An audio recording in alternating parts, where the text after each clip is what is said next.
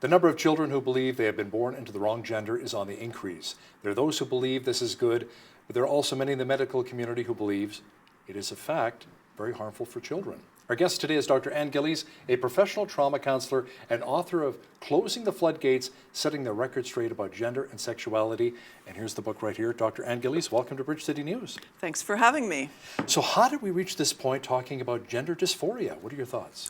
Well, 10 years ago, did you ever hear that word, gender dysphoria? No, it's just become a phenomenon. Gender dysphoria was actually gender identity disorder, and it's being rephrased in the Diagnostic and Statistical Manual, and it's now gender dysphoria, which is the distress. So we're treating the distress. And so things have just continued at a very fast momentum. It's highly funded by special interest groups, right? Special interest groups, several billionaires are funding behind this, and even pharmaceuticals. Yeah, there's a real push.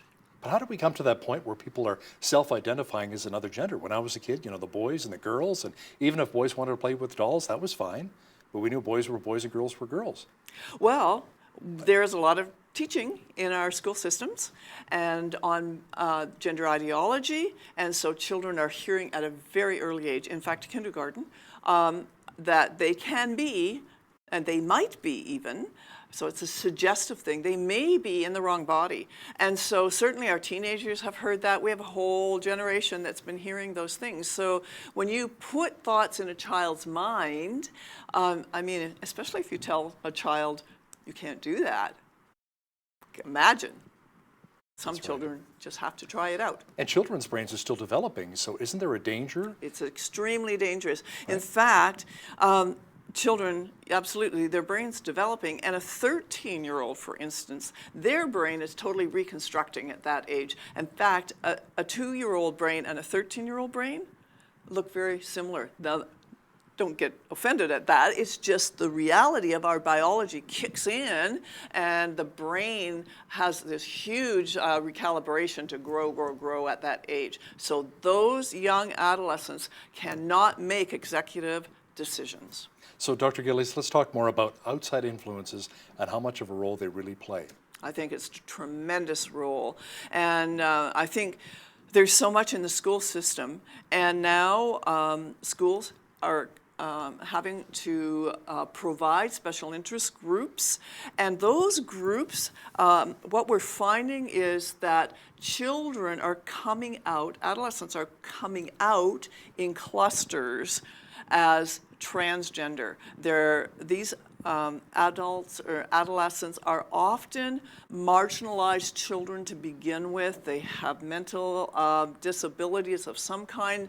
Autism is very high on the transgender scale, like there's a correlation. Oh. So yeah, so these are children who are socially a bit awkward, and so they get invited, which is good, right, into a family, a group, right, that will treat them like family as long as they're complicit to the ideology within that group. And that's what we're finding. Now these young women, and some of them had lesbian tendencies before, they are now those even who were lesbian tended toward lesbian behavior, are actually transitioning into the transgender. In fact, the latest stat I read was 37% of young lesbian girls are transitioning into transgender. There's a whole momentum here, and it's not good. There's divisiveness even within the culture. Now, there are also puberty blockers, hormone blockers, and even gender reassignment surgery. Yes. In Canada for kids? Absolutely. And the push is to have it younger and younger, because right now what we're hearing from very progressive thinkers, they call themselves progressive thinkers, is that children need to get on these puberty blockers, of course, before puberty, because that will help them so that they will not have a difficult time transitioning. What happens with puberty blockers, it blocks puberty, so they never go through the natural course of their development. And it's all based out of fear, like some something's wrong with puberty, you know? Is it a difficult time? Absolutely. It was difficult for every one of us because it's so much transition. But we're so afraid of going through the transitions of life. We created this culture of fear for children. So some of these hormone and puberty blockers, do they actually help a lot of the children when it comes to maybe depression or confusion in their lives? They don't help with that at all. All they do is suppress the natural development. And what I want to say here, and really need to emphasize that, up until about 2006, gender dysphoria was extremely rare, 0.003% of young girls. 0.003%, very rare.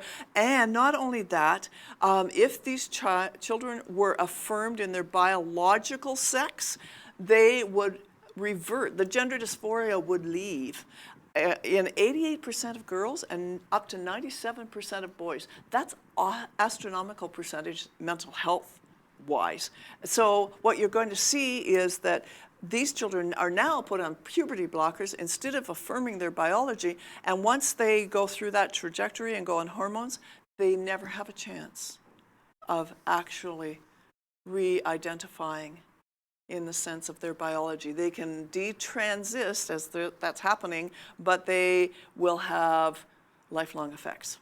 So what about rapid onset gender dysphoria? Oh, there we go. Can you explain that to our viewers, what it is Absolutely. exactly? That is a very new category. It's not even in the DSM. It's a new category of children. And so it is predominantly young girls between 15, now we're seeing younger, 13 I would say, to 24. They are coming out, like I said, in clusters in these groups. So young adolescents, and I said earlier that a 13-year-old's brain is transitioning and growing in an incredible rate, and their thinking gets all distorted. Mm-hmm. And so these are the children that are now coming out as transgender, and it's called rapid onset. There is no prior condition. They are just coming home all of a sudden and saying, "I'm in the wrong body." In fact, this is that's what's being documented, but I had someone that recently, a father whose son came home, 7 years old, the son, and said, "I want to be a girl. And 3 of my friends also want to be a girl, and you're going to help." This person was in the medical profession, "and Dad, you're going to help us be girls." Is there a problem here? Yes, there's a definite problem. And as a father, I mean, how do you even respond to something like that? Well, the first thing and will you be charged as a hate crime? Like, well, here maybe we your children go. taken away from you? In Ontario, if you do not affirm that child's thoughts, because they're thoughts, and their feelings that they may be in the wrong body, there is a chance, in fact it's happened, that the children can be taken out of your home. Wow. So yes, that's very dangerous. But I would say, as a parent, if a child comes home and says something like that, I would want to know, I would want to have them explain, so what makes you believe that this is really happening, that all of a sudden you're wanting to be a girl? Is it maybe from another child? Maybe they had a conversation at the playground somewhere, because a lot of You times want to get deep kids into respect that. the opinion of other kids of a similar age as opposed to their own parents. Absolutely. And sometimes, they're hearing all this talk, and children get out of class after a gender ideology lecture at 7 years old, but it's not a lecture. But here's the little coloring thing that we're doing today on gender ideology, and they're hearing all these things. So of course they're going to talk, and they're going to question, well, could that be me? Children are leaving those classrooms actually and going home very traumatized, in tears. So yeah. So Dr. Gillies, as a father myself, and for a mother, how do you respond to something like that when your child comes home and says, "I want to be a boy or a girl"?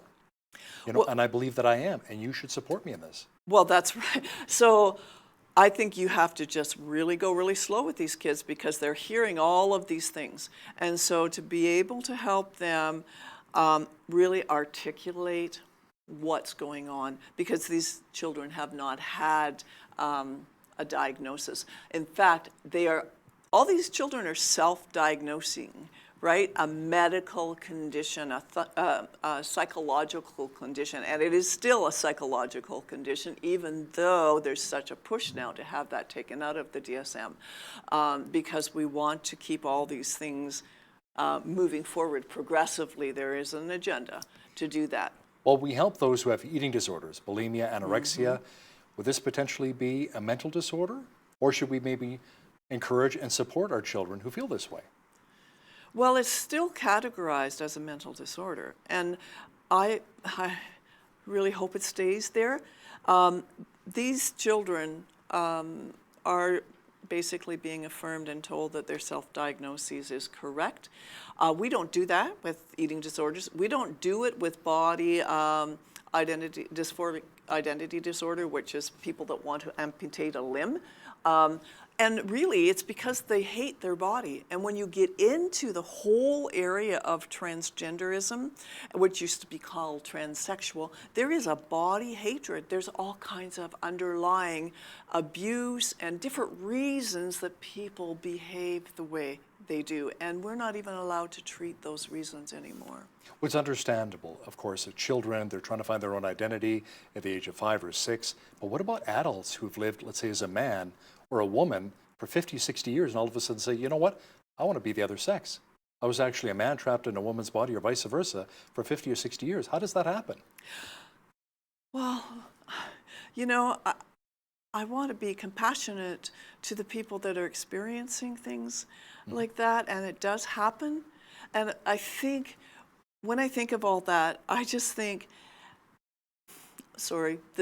I think selfishness, because I see what happens. Families are destroyed.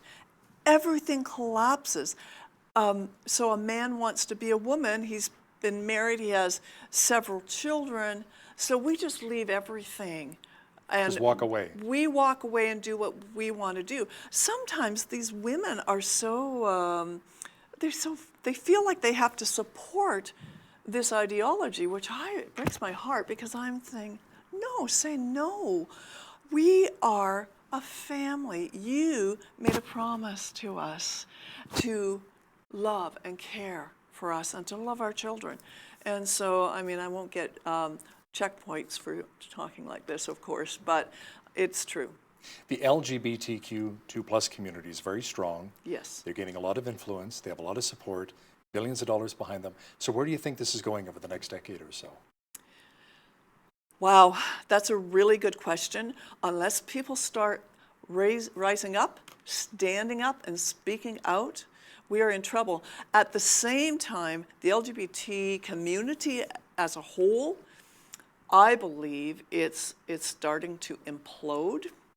I also believe there's feminists, both within that culture and without, that are rising up against the trans movement. This is not a pretty thing going on here. And so I think we, as believers, for sure, and people who have the ability to help, need to continue to love and care for those who are struggling. You have someone in your own family who is leading a gay lifestyle and walked away, right? Absolutely, absolutely. My eldest son, and there's a long story behind that, but I can't get into that today. But needless to say, trauma and abuse. And so he was in that lifestyle about 11 years and came out of that lifestyle. And because he made some choices, called me and said, Mom, hey, what's going on? I'm having all this stuff. I'm really struggling. And anyway, started therapy, which he couldn't even get now, because it was to really address the underlying issues that promote the behavior that he was involved in. And so he's been out of that lifestyle for about 10 years. He has married. Not everyone that comes out of that lifestyle has heterosexual feelings. That's okay, but you can still come out. And he has married and he has children, and he is happy. He's very happy. Dr. Ann Gillies, a professional trauma counselor and author of, here it is, Closing the Floodgates, Setting the Record Straight About Gender and Sexuality. Thanks so much for joining me on Bridge City News. Thank you.